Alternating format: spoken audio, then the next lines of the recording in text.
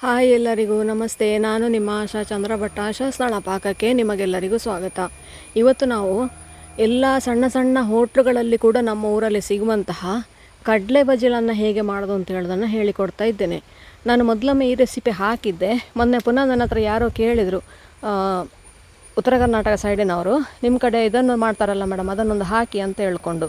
ಹಾಗೆ ಇವತ್ತು ಪುನಃ ಹಾಕ್ತಾ ಇದ್ದೇನೆ. ಇವಾಗ ನೋಡಿ, ಕಪ್ಪು ಕಡಲೆ, ಇದಕ್ಕೆ ಕಪ್ಪು ಕಡಲೆನೇ ಆಗಬೇಕು, ಚೆನ್ನ ಕಡಲೆ. ಅದನ್ನು ಒಂದು 8 ಗಂಟೆ ನೆನೆ ಹಾಕಬೇಕು. ಅದನ್ನು ಒಂದು 7-8 ವಿಸಿಲ್ ಹಾಕಿ ಮೆತ್ತಗೆ ಕೂಗಿಸ್ಕೊಳ್ಬೇಕು. ಅದರ ಜೊತೆಗೆ ಒಂದು ಸಿಹಿ ಗೆಣಸು, ಸ್ವೀಟ್ ಪೊಟ್ಯಾಟೊ ಅಂತ ನಾವೇನು ಹೇಳ್ತೇವೆ, ಅದನ್ನು ಹಾಕಿಕೊಳ್ಬೇಕು. ಅದಕ್ಕೆ ಒಂದು ಈರುಳ್ಳಿ, ಖಾರಕ್ಕೆ ಬೇಕಾದಷ್ಟು 1-2 ಹಸಿಮೆಣಸು, ಹಾಗೆಯೇ ಒಂದು ಸ್ವಲ್ಪ ಕಾಯಿ ತುರಿ ಬೇಕು. ಇವಿಷ್ಟಿದ್ರೆ ರುಚಿಯಾದ ಕಡಲೆ ಬಜಿಲು ಮಾಡಿಕೊಳ್ಬೋದು. ಬಜಿಲು ಅಂದರೆ ಅವಲಕ್ಕಿ, ಅದು ಬೇಕೇ ಬೇಕು ಆಬ್ವಿಯಸ್ಲಿ. ಈಗ ಬಾಣಲೆ ಇಟ್ಕೊಂಡು, ಬಾಣಲೆಗೆ 1 ಟೀ ಸ್ಪೂನಷ್ಟು ಸಾಸಿವೆ ಹಾಕ್ಕೊಳ್ಳಿ.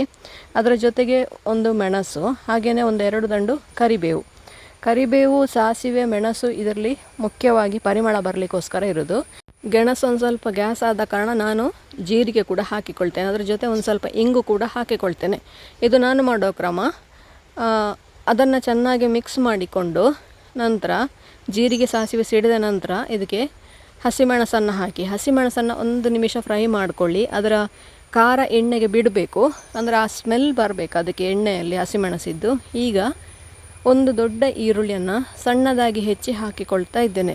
ನಾವಿಲ್ಲಿ ಈರುಳ್ಳಿಯನ್ನು ಅವಲಕ್ಕಿಗೆ ಕೂಡ ಹಾಕಿಕೊಳ್ತೇವೆ, ಆದರೆ ಇದಕ್ಕೆ ಕೂಡ ಹಾಕಿದರೆ ರುಚಿಯಾಗಿರ್ತದೆ. ನಾವು ಬೇಯಿಸಿಟ್ಟಂತಹ ಗೆಣಸನ್ನು, ಅಂದರೆ ಸ್ವೀಟ್ ಪೊಟ್ಯಾಟೊವನ್ನು ಸಿಪ್ಪೆ ತೆಗೆದು ಚೆನ್ನಾಗಿ ಸ್ಮ್ಯಾಶ್ ಮಾಡಿಕೊಳ್ಬೇಕು. ಬಿಸಿ ಉಂಟಿದು ಈಗ, ಹಾಗಾಗಿ ನಾನು ಸ್ವಲ್ಪ ತೆಗಿಲಿಕ್ಕೆ ಕಷ್ಟಪಡ್ತಾ ಇದ್ದೇನೆ. ಇಲ್ಲದಿದ್ದರೆ ಇಷ್ಟು ಕಷ್ಟ ಏನಾಗೋದಿಲ್ಲ, ಪೂರ್ತಿ ತಣ್ಣಗಾದರೆ ಸುಲಭವಾಗಿ ತೆಗಿಲಿಕ್ಕೆ ಬರ್ತದೆ ಅದು.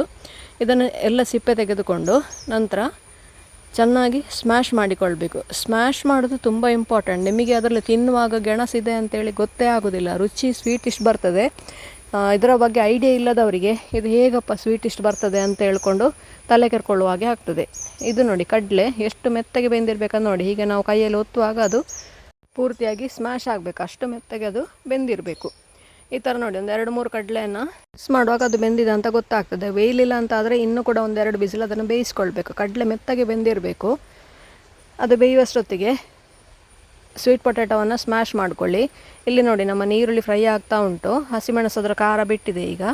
ಈಗ ಬೇಯಿಸಿದಂಥ ಕಡಲೆಯನ್ನು ಹಾಗೇ ಹಾಕ್ಕೊಳ್ಳಿ. ಇದನ್ನು ಸ್ಮ್ಯಾಶ್ ಮಾಡೋ ಅವಶ್ಯಕತೆ ಇಲ್ಲ, ಕಡಲೆ ಹಾಗೆ ಇಡಿಯಾಗಿಯೇ ಇರ್ತದೆ ಅದರಲ್ಲಿ. ಇದಕ್ಕೀಗ ನಾವು 1-2 ಟೇಬಲ್ ಸ್ಪೂನ್ ಆಗುವಷ್ಟು ತೆಂಗಿನಕಾಯಿ ತುರಿ, ಇದು 2-3 ಟೇಬಲ್ ಸ್ಪೂನ್ ಸಾಕು, ಜಾಸ್ತಿ ಏನು ಕಾಯಿ ಬೇಡ ಇದಕ್ಕೆ.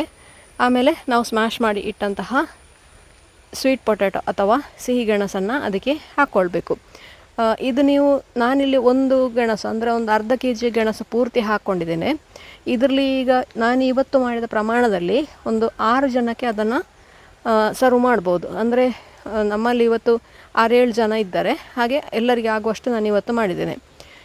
ಇಷ್ಟು ಈ ಪ್ರಮಾಣದಲ್ಲಿದ್ದರೆ, ಯಾಕಂದರೆ ಇದು ಸ್ವಲ್ಪ ತೆಳ್ಳಗೆ ಮಾಡಬೇಕು. ಅವಲಕ್ಕಿಯ ಮೇಲೆ ಇದನ್ನು ಹಾಕಿ ಕೊಡೋದು, ಅಂದರೆ ಅವಲಕ್ಕಿ ಸಾಫ್ಟ್ ಆಗಲಿಕ್ಕೆ ಈ ಕಡಲೆಯ ಗಸಿಯನ್ನು ಹಾಕೋದು, ಅದಕ್ಕೆ ಕಡಲೆ ಬಜಿಲ ಅಂತೇಳಿ ಹೇಳೋದು ಅದಕ್ಕೆ. ಇದೀಗ ಚೆನ್ನಾಗಿ ಕುದಿಬೇಕು. ಇದಕ್ಕೆ ಎಷ್ಟು ನೀರು ಬೇಕೋ ಅಷ್ಟು ನೀರು ಹಾಕ್ಕೊಳ್ಬೋದು. ಇದು ಗಟ್ಟಿಯಾಗಿ ಪಲ್ಯದ ಹಾಗೆ ಅಲ್ಲ, ಒಂಥರ ಸಾರಿನ ಟೈಪಲ್ಲಿ ಉಪಯೋಗಿಸೋದು. ಕಡಲೆ, ಸಿಹಿ ಗೆಣಸು ಹಾಗೂ ನೀರಾಗಿರ್ತದೆ. ಅದರಲ್ಲಿ ಉಪ್ಪು, ಮೆಣಸು, ಹುಳಿ, ಖಾರ ಎಲ್ಲ ಕೂಡ ಇದರಲ್ಲಿ ಇರ್ತದೆ. ನಾವು ಅವಲಕ್ಕಿಗೆ ಪುನಃ ಬೇರೆ ಮಿಕ್ಸ್ ಮಾಡ್ತೇವೆ. ಇದೀಗ ಒಂದು 3-4 ನಿಮಿಷ ಈ ಥರ ಸಣ್ಣ ಉರಿಯಲ್ಲಿ ಕುದೀತಾ ಇರಲಿ. ಕಡಲೆಗೆ ನಾವು ಉಪ್ಪು ಹಾಕಿ ಬೇಯಿಸ್ಕೊಂಡಿದ್ದೇವೆ, ಆದರೂ ಉಳಿದ ಮಸಾಲೆಯ ಸ್ಮೆಲ್ ಅಥವಾ ಟೇಸ್ಟ್ ಅದಕ್ಕೆ ಹೇಳ್ಕೊಳ್ಳಿಕ್ಕೆ ಅಂತ ಹೇಳ್ಕೊಂಡು ಒಂದು 3-4 ನಿಮಿಷ ಅದನ್ನು ಕುದೀಲಿಕ್ಕೆ ಬಿಡಿ. ಈಗ ಇನ್ನೊಂದು ಬಾಣಲೆ ಇಟ್ಕೊಂಡು ಅದಕ್ಕೆ ಒಂದು ಸ್ವಲ್ಪ ಸಾಸಿವೆ, ಒಗ್ಗರಣೆಗೆ ಇದೀಗ ಸಾಸಿವೆ ಹಾಕ್ಕೊಂಡು ಅದಕ್ಕೆ ಒಂದು ಸ್ವಲ್ಪ ಕರಿಬೇವು, 1 ದಂಡಿನಷ್ಟು ಸಾಕಾಗ್ತದೆ. ಅದನ್ನು ಸಣ್ಣದಾಗಿ ಕಟ್ ಮಾಡಿ ಹಾಕಿ, ಸಾಸಿವೆ ಜೊತೆಗೆ ಕರಿಬೇವಿನ ಪರಿಮಳ ತುಂಬ ರುಚಿಯಾಗಿರ್ತದೆ. ಅದಕ್ಕೆ 1 ಬ್ಯಾಡಗಿ ಮೆಣಸು ಕೂಡ ಹಾಗೆ ಆಪ್ಷನಲ್, 1-2-3 ಕೂಡ ಹಾಕ್ಕೊಳ್ಬೋದು. ಇದೀಗ ಸಿಡಿಯೋವರೆಗೆ ಅದನ್ನು ಫ್ರೈ ಮಾಡಿಕೊಂಡು ಇದಕ್ಕೆ ಈಗ 1 ಇಡೀ ದೊಡ್ಡ ಈರುಳ್ಳಿಯನ್ನು ತುಂಬ ಸಣ್ಣದಾಗಿ ಹೆಚ್ಚಿ ಹಾಕ್ಕೊಳ್ಬೇಕು. 1 ಈರುಳ್ಳಿ ನಾವು ಆಗಲೇ ಹಾಕಿದ್ದೇವೆ, ಇನ್ನೊಂದು ಈರುಳ್ಳಿ ಅವಲಕ್ಕಿಗೆ. ಇದೀಗ ಅವಲಕ್ಕಿ ಮಿಕ್ಸ್ಚರ್ಗೆ ಇರೋದು, ಅವಲಕ್ಕಿಗೆ ಸ್ವಲ್ಪ ಹಾಕಿ ಬಾಡಿಸ್ಕೊಳ್ಬೋದು. ನೀರುಳ್ಳಿಯಲ್ಲಿ ಹಸಿ ಕೂಡ ಹಾಕಲಿಕ್ಕೆ ಆಗ್ತದೆ, ಬಾಡಿಸಿದರೆ ಒಂದು ಸ್ವಲ್ಪ ರುಚಿಯಾಗಿರ್ತದೆ. ಹಾಗೆ ನಾನು ಇದನ್ನೀಗ ಗ್ಯಾಸ್ ಆಫ್ ಮಾಡಿ, ಇಷ್ಟೇ ಸಾಕಿದ್ದು. ಇದು ಒಗ್ಗರಣೆ ರೆಡಿ ಆಯ್ತು. ಈಗ ಇದಕ್ಕೆ ಕಾಯಿ ಈಗ ನಾನಿಲ್ಲಿ ಒಂದು ತೆಂಗಿನಕಾಯಿಯ ತುರಿ ಹಾಕಿಕೊಳ್ತಾ ಇದ್ದೇನೆ. ತುಂಬ ಸಣ್ಣ ಸೈಜ್ ಇತ್ತು, ಹಾಗಾಗಿ ಒಂದು ತೆಂಗಿನಕಾಯಿ ತುರಿ ಪೂರ್ತಿಯಾಗಿ ಹಾಕಿಕೊಳ್ತಾ ಇದ್ದೇನೆ. ತುಂಬ ದೊಡ್ಡ ಅಂತ ಹೇಳಿದ್ರೆ ಅರ್ಧ ಗಡಿ ಸಾಕು. ಹಾಗೆ ನಿಮಗೆ ಎಷ್ಟು ಬೇಕೋ ಅಷ್ಟು ಹಾಕ್ಕೊಳ್ಬೋದು. ಈಗ ಇದಕ್ಕೆ ರೆಡಿಮೇಡ್ ಸಾಂಬಾರು ಪೌಡ್ರು ಅಥವಾ ಸಾರಿನ ಪೌಡ್ರು ನಿಮ್ಮ ಹತ್ರ ಯಾವುದು ಅವೈಲೇಬಲ್ ಇದೆ ಅದನ್ನು ಹಾಕ್ಕೊಳ್ಳಿ. ರುಚಿಗೆ ಬೇಕಾದಷ್ಟು ಉಪ್ಪು. ಸಾಂಬಾರು ಅಥವಾ ಸಾರಿನ ಪೌಡ್ರು ಅದರ ಟೇಸ್ಟಿನ ಮೇಲೆ ನಿಮ್ಮ ಅವಲಕ್ಕಿಯ ಟೇಸ್ಟ್ ನಿಲ್ತದೆ. ಹಾಗಾಗಿ ನಿಮಗೆ ಯಾವ ಟೇಸ್ಟ್ ಇಷ್ಟ ಅದನ್ನು ಹಾಕಿಕೊಳ್ಬೇಕು. ಇಲ್ಲ ಸ್ಪೆಷಲ್ ಮಸಾಲೆ ನೀವು ಕೊತ್ತಂಬರಿ, ಜೀರಿಗೆ, ಮೆಣಸು ಹುರಿದು ಹುಡಿ ಮಾಡಿ ಕೂಡ ಹಾಕಿಕೊಳ್ಬೋದು. ನಾನಿವತ್ತು ಸುಲಭವಾಗಿ ಹೇಗೆ ಮಾಡ್ಬೋದು ಅಂತ ಹೇಳೋದನ್ನು ಹೇಳಿಕೊಡ್ತಾ ಇದ್ದೇನೆ. ಹಾಗೆ ಇದು ನಾನಿವತ್ತು ಸಾಂಬಾರನ್ನ ಹುಡಿ ಹಾಕಿರೋದು. ಸಾಂಬಾರ್ದು ಹುಡಿಯ ರೆಸಿಪಿ ನಮ್ಮಲ್ಲಿ ಆಲ್ರೆಡಿ ಇದೆ ನಮ್ಮ ಚಾನಲಲ್ಲಿ, ಅದನ್ನು ನೀವು ಚೆಕ್ ಮಾಡ್ಕೊಳ್ಬೋದು. ಇದು ನೋಡಿ, ಇದೀಗ ರೆಡಿ ಆಯಿತು. ಇದಕ್ಕೆ ಇದರ ಖಾರವನ್ನು ಹೊಡಿಲಿಕ್ಕೆ ಒಂದು 1/4 ಟೀ ಸ್ಪೂನಷ್ಟು ಬೆಲ್ಲ ಹಾಕಿಕೊಳ್ತಾ ಇದ್ದೇನೆ. ಆ್ಯಕ್ಚುಲಿ ಇದಕ್ಕೆ ಸಕ್ಕರೆ ಹಾಕೋದು, ನಾನು ಸಕ್ಕರೆ ಅಷ್ಟೊಂದು ಉಪಯೋಗಿಸೋದಿಲ್ಲ, ಹಾಗಾಗಿ ನಾನು ಬೆಲ್ಲ ಹಾಕ್ತಾ ಇದ್ದೇನೆ ನಿಮಗೆ ತೋರಿಸ್ಲಿಕ್ಕೋಸ್ಕರ. ಇಲ್ಲದಿದ್ದರೆ ಬೆಲ್ಲ ಹಾಕದೆ ಕೂಡ ಹಾಗೇ ಉಪಯೋಗಿಸ್ಕೊಳ್ಬೋದು. ಈಗ ಅರ್ಧ kg ಅಷ್ಟು ಅವಲಕ್ಕಿ ಹಾಕಿಕೊಳ್ತಾ ಇದ್ದೇನೆ ನಾನಿವತ್ತು. ಇದನ್ನು ಈಗ ಚೆನ್ನಾಗಿ ಮಿಕ್ಸ್ ಮಾಡಿಕೊಳ್ಬೇಕು. ಗ್ಯಾಸ್ ಆಫ್ ಮಾಡಿದ್ದೇನೆ ಆಗಲೇ, ಇದು ತಣ್ಣಗೆ ಇದೆ. ಈಗ ಇದಕ್ಕೀಗ ಚೆನ್ನಾಗಿ ಮಿಕ್ಸ್ ಮಾಡಿಕೊಂಡು ಇದನ್ನು ಮಿಕ್ಸ್ ಮಾಡಲಿಕ್ಕೆ ಮಾತ್ರ ಒಂದು 3-4 ನಿಮಿಷ ಬೇಕಾಗ್ತದೆ. ನೀವು 2 ಕೈ ಉಪಯೋಗಿಸಿ ಮಾಡ್ಬೋದು, ಒಂದು ಕೈಯಲ್ಲಿ ಮಾಡ್ಬೋದು. ಸೌಟಲ್ಲಿ ಮಾತ್ರ ಮಾಡಲಿಕ್ಕೆ ಆಗೋದಿಲ್ಲ. ಈ ಮಿಕ್ಸನ್ನು ನೀವು ಕೈಯಲ್ಲೇ ಮಾಡಬೇಕು, ಆವಾಗ ಮಾತ್ರ ಅದು ಚೆನ್ನಾಗಿ ರುಚಿಯಾಗಿ ಬರ್ತದೆ. ಕೈಯಲ್ಲಿ ನೋಡಿ ಚೆನ್ನಾಗಿ ಅದನ್ನು ಒತ್ತಿ ಒತ್ತಿ ಪ್ರೆಸ್ ಮಾಡಿ ಅದನ್ನು ಚೆನ್ನಾಗಿ ಮಿಕ್ಸ್ ಮಾಡಿಕೊಳ್ಬೇಕು. ಅಂದರೆ ಕಾಯಿಯಲ್ಲಿರುವ ಮಸಾಲೆ ಎಲ್ಲ ನೀವು ಅವಲಕ್ಕಿಗೆ ಎಳ್ಕೊಳ್ಬೇಕು. ಮಸಾಲೆ ಅವಲಕ್ಕಿ ಎಳ್ಕೊಳ್ಳೋದಿದ್ರೆ ಅದು ರುಚಿಯಾಗೋದಿಲ್ಲ. ನೋಡಿ ನನಗೆ ಅದು ಮಿಕ್ಸ್ ಮಾಡಲಿಕ್ಕೆ ಕಷ್ಟ ಆಯಿತು. ಹಾಗೆ ನೀವು ಅಗಲ ಪಾತ್ರೆ ಇದ್ದರೆ ಅದಕ್ಕೆ ಹಾಕಿದರೆ ಅವಲಕ್ಕಿ ಮಿಕ್ಸ್ ಮಾಡಲಿಕ್ಕೆ ಸುಲಭ ಆಗ್ತದೆ. ನೋಡಿ ಅಡಿಯಲ್ಲಿ ಕಾಯಿ ಹಾಗೆ ಉಳಿದಿತ್ತು. ಇದನ್ನು ಈಗ ಚೆನ್ನಾಗಿ ನೋಡಿ ಈ ಥರ ತಿಕ್ಕಿ ತಿಕ್ಕಿ ಅದನ್ನು ಪ್ರೆಸ್ ಮಾಡಿಕೊಂಡು ನೀವು ಮಿಕ್ಸ್ ಮಾಡಿಕೊಂಡ್ರೆ ರುಚಿಯಾದ ಅವಲಕ್ಕಿ ರೆಡಿ ಆಗ್ತದೆ. ಅಂದರೆ ಬಜಿಲು. ನಾವಿಲ್ಲಿ ಅವಲಕ್ಕಿಗೆ ತುಳುವಿನಲ್ಲಿ ಬಜಿಲು ಅಂತ ಹೇಳ್ತೇವೆ. ಹಾಗೆ ಅದಕ್ಕೆ ಹೆಸರು ಬಂದದ್ದು ಕಡಲೆ ಬಜಿಲು ಅಂತ ಹೇಳ್ಕೊಂಡು. ಇದು ನೋಡಿ, ನೀವು ಮಂಗಳೂರು ಸೈಡ್ ಅಥವಾ ನೀವು ದಕ್ಷಿಣ ಕನ್ನಡ ಸೈಡ್ ಬಂದರೆ ಸಣ್ಣ ಸಣ್ಣ ಹೋಟ್ಲಿಗೆ ಹೋಗಿ ಕೇಳಿದರೆ ಕೂಡ ನಿಮಗೆ ಈ ಒಂದು ತಿಂಡಿ ಸಿಗ್ತದೆ. ತಿನ್ನಲಿಕ್ಕೆ ಕೂಡ ರುಚಿಯಾಗಿರ್ತದೆ, ಆರೋಗ್ಯಕ್ಕೆ ಕೂಡ ತುಂಬ ಒಳ್ಳೆಯದು. ಇದು ಒಂದು ಸ್ವಲ್ಪ ತಿಂದರೆ ಸಾಕಾಗ್ತದೆ, ಹೊಟ್ಟೆ ಫುಲ್ ಆಗ್ತದೆ ಇದು. ಹಾಗಾಗಿ ನಮ್ಮಲ್ಲೆಲ್ಲ ಎಂತ ಮಾಡ್ತಾರೆ ಅಂದರೆ ಈ ಕೆಲಸಕ್ಕೆ ಹೋಗೋರೆಲ್ಲ ಇದನ್ನು ಪ್ಯಾಕ್ ಮಾಡಿ ಹೋಟ್ಲಿನ ತಗೊಂಡು ಹೋಗ್ತಾರೆ. ಹಾಗಾಗಿ ಇದು ಎಷ್ಟು ಸಣ್ಣ ಹೋಟ್ಲಾದರೂ ನಮ್ಮ ದಕ್ಷಿಣ ಕನ್ನಡ ಸೈಡಲ್ಲಿ ಎಲ್ಲ ಹೋಟ್ಲುಗಳಲ್ಲಿ ಕೂಡ ಇದು ಸಿಗ್ತದೆ. ನೋಡಿ ನಮ್ಮ ಬಜಿಲು ಕೂಡ ಆಲ್ಮೋಸ್ಟ್ ರೆಡಿ ಆಗ್ತಾ ಬಂತು.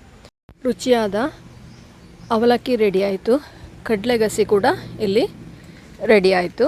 ಇದು ನೋಡಿ ಕುದಿದು ಸಾಂಬಾರನ್ನ ಅದಕ್ಕೆ ಬಂದಿದೆ. ಈಗ ಇದು ಕೂಡ ರೆಡಿ ಆಯಿತು. ಇನ್ನೀಗ ಸರ್ವಿಂಗ್ ಪ್ಲೇಟಿಗೆ ಹಾಕೋದು. ಇದು ತಿನ್ನಲಿಕ್ಕೆ ಕೂಡ ಒಂದು ನಿಮ್ಮ ಬೇರೆ ಅವಲಕ್ಕಿಗಿಂತ ಬೇರೆ ಆದ ರುಚಿ ಇರ್ತದೆ. ಒಂದು ಸತಿ ನೀವು ಖಂಡಿತ ಇದನ್ನು ಟ್ರೈ ಮಾಡಿ ನೋಡಬೇಕು, ಹಾಗೆ ತಿಂದು ನೋಡಬೇಕು. ಇಲ್ಲ ನಮ್ಮ ಕಡೆ ಬಂದರೆ, ಈ ಸೈಡಿಗೆ ಬಂದರೆ ನೀವು ಖಂಡಿತ ಯಾವುದಾದ್ರೂ ಹೋಟ್ಲಲ್ಲಿ ಕೇಳಿ ಕೊಡ್ತಾರೆ. ಮೊದಲಿಗೆ ತಟ್ಟೆಗೆ ಒಂದು ಹಿಡಿಯಷ್ಟು ಅವಲಕ್ಕಿ ಹಾಕೋದು. ಇಷ್ಟೇ ಅವಲಕ್ಕಿ ಸಾಕಾಗ್ತದೆ ನಮಗೆ ಹೊಟ್ಟೆ ತುಂಬಲಿಕ್ಕೆ.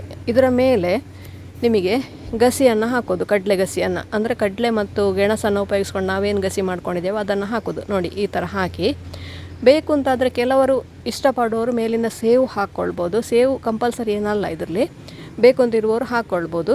ಹೀಗೇ ಇದು ತಿನ್ನಲಿಕ್ಕೆ ರುಚಿ. ನೋಡಿ ಈ ಥರ ಇದನ್ನು ಸರ್ವ್ ಮಾಡೋ ಕ್ರಮ ಹೀಗೆ. ನೀವು ಕೂಡ ಒಮ್ಮೆ ಖಂಡಿತ ಇದನ್ನು ಟ್ರೈ ಮಾಡಿ ನೋಡಿ, ಹೇಗಾಯಿತು ಅಂತೇಳಿ ಕಮೆಂಟ್ ಮೂಲಕ ನನಗೆ ತಿಳಿಸಿ. ಲೈಕ್ ಕೊಟ್ಟು ಶೇರ್ ಮಾಡಿ. ನೀವಿನ್ನೂ ನಮ್ಮ ಚಾನಲನ್ನು ಸಬ್ಸ್ಕ್ರೈಬ್ ಮಾಡ್ಕೊಳ್ಳಿಲ್ಲ ಅಂತ ಸಬ್ಸ್ಕ್ರೈಬ್ ಮಾಡಿಕೊಂಡು ಪಕ್ಕದಲ್ಲೇ ಇರುವ ಬೆಲ್ ಐಕಾನನ್ನು ಒತ್ತಿ ನಮ್ಮನ್ನು ಸಪೋರ್ಟ್ ಮಾಡಿ. ನಮ್ಮ ಇನ್ಸ್ಟಾ ಹಾಗೂ ಫೇಸ್ಬುಕ್ ಪೇಜನ್ನು ನೀವು ಫಾಲೋ ಮಾಡ್ತಿಲ್ಲ ಅಂದರೆ ಅದನ್ನು ಕೂಡ ಫಾಲೋ ಮಾಡಿ. ಮುಂದಿನ ವಿಡಿಯೋದಲ್ಲಿ ಇನ್ನೊಂದು ಹೊಸ ಅಡುಗೆಯೊಂದಿಗೆ, ಇನ್ನೊಂದು ಹೊಸ ರೆಸಿಪಿಯೊಂದಿಗೆ ಪುನಃ ನಿಮ್ಮನ್ನು ಭೇಟಿ ಆಗ್ತೇನೆ. ಧನ್ಯವಾದಗಳು.